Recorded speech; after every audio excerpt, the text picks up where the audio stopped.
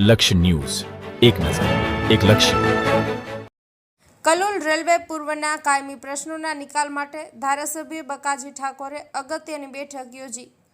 Kalol railway પૂર્વ ખાતે વિકાસ ઝુંબેશ જૂથ દ્વારા કલોલના ધારાસભ્ય અને વિવિધ પ્રશ્નો અંગે આવેદનપત્ર આપ્યું હતું. ત્યારે તેઓના કામોને લઈને કલોલના ધારાસભ્ય બકાજી ઠાકોરે વિવિધ વિભાગોના અધિકારીઓ સાથે કલોલ નગરપાલિકા ખાતે ખાસ બેઠક બોલાવી હતી, જેમાં રેલવે પૂર્વ વિકાસ ઝુંબેશ જૂથના સભ્યો તથા ઔડા જીયુડીસી, કલોલ નગરપાલિકાના ચીફ ઓફિસર, કલોલ નગરપાલિકાના અધિકારીઓ ઉપસ્થિત રહ્યા હતા. જેમાં રેલવે પૂર્વ વિસ્તારના કામોનું આયોજન તેમજ નિકાલ અંગે ધારાસભ્ય સૂચનાઓ આપી હતી. આ બેઠક દરમિયાન કલોલ નગરપાલિકાના પ્રમુખ શૈલેષભાઈ પટેલ, સ્ટેન્ડિંગ કમિટીના ચેરમેન પ્રકાશભાઈ વરઘડે, કલોલ નગરપાલિકા ઉપપ્રમુખ હિમાક્ષીબેન સોલંકી અને કલોલ ભાજપ શહેર સંગઠનના જીતેન્દ્રભાઈ પટેલ તેમજ વોર્ડ નંબર 4, 5 અને 11ના ચૂંટાયેલા પ્રતિનિધિઓ ઉપસ્થિત રહ્યા હતા. જેમાં પૂર્વ વિસ્તારના કામો અંગે વિસ્તૃત ચર્ચા કરવામાં આવી હતી અને તેઓના કામ ઝડપી પૂર્ણ થાય તે અંગે ધારાસભ્યએ નાગરિકો સાથે સંવાદ કરી અધિકારીઓને કામ તુરંત પૂર્ણ કરવા માટે કડક સૂચનાઓ આપી હતી. જેને લઈને આ બેઠક દરમિયાન રેલવે પૂર્વ વિકાસ ઝુંબેશ જૂથ દ્વારા ધારાસભ્ય બકાજી ઠાકોરનો આભાર વ્યક્ત કર્યો હતો. લક્ષ્ય ન્યૂઝ, સંજય નાયક. કલોલ નગરપાલિકાની અંદર રેલવે પૂર્વ 4, 5, 11 ત્રણેય વોર્ડના કાઉન્સિલર મિત્રો, ભાજપના પદાધિકારી, અમારા નગરપાલિકાના પ્રમુખ શ્રી શૈલેષભાઈ, અમારા શહેર સંગઠન પ્રમુખ શ્રી જીતુભાઈ, અમારા ચેરમેન શ્રી પ્રકાશભાઈ, ઉપપ્રમુખ હેમાક્ષીબેન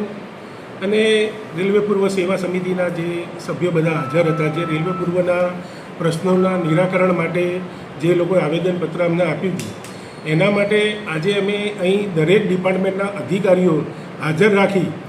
ઓડાના અધિકારી હાજર હતા, નગરપાલિકાના ચીફ ઓફિસર હાજર હતા,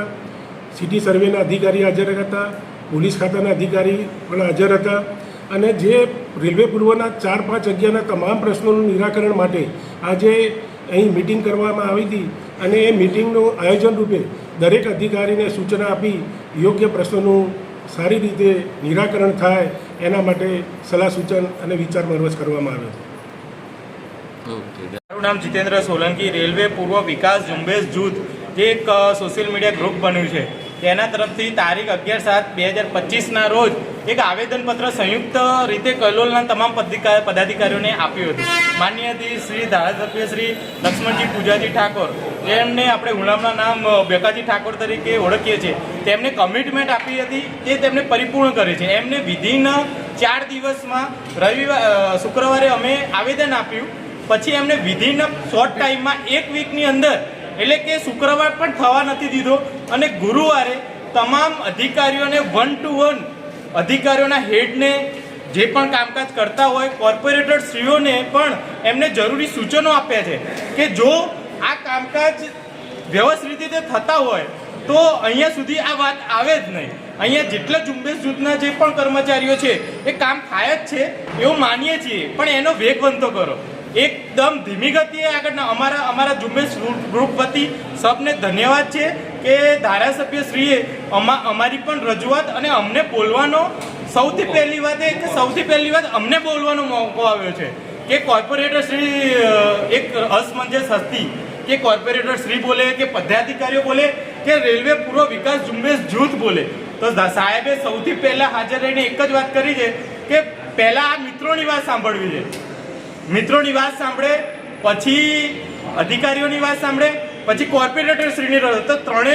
ત્રણેયનું સંકલન બહુ સારી રીતે કર્યું છે અને એમના દ્વારા જણાવવામાં આવ્યું છે કે એમને ઓન પેપર લેખિત અમારા 12 મુદ્દાઓ અને જે પોલીસના 4 મુદ્દાઓ છે એમને લેખિતમાં ઉપરી ઓથોરિટીને સોમવારથી લઈને બુધવાર સુધી લેખિતમાં એમને જરૂરી લેખિત કામ પૂરું પણ કરી દીધું છે અને એમની કોપીઓ પણ અમને બતાવેલ છે. તો આ બદલ રેલવે પૂર્વ વિકાસ ઝુંબેશ જૂથ વતી માનનીય ધારાસભ્ય શ્રી 38 કલોલ વિધાનસભાનો અમે ખૂબ આભાર માનીએ છીએ. પરંતુ એવું ના થાય કે આ કામગીરી સાહેબ શ્રી આપ જે કમિટમેન્ટ આપ્યું છે 2 વર્ષ વીત્યા છે તો આગામી 3 વર્ષમાં જ હર હંમેશ માટે અમે પૂરી થાય એવી અમારી નમ્ર અરજ છે.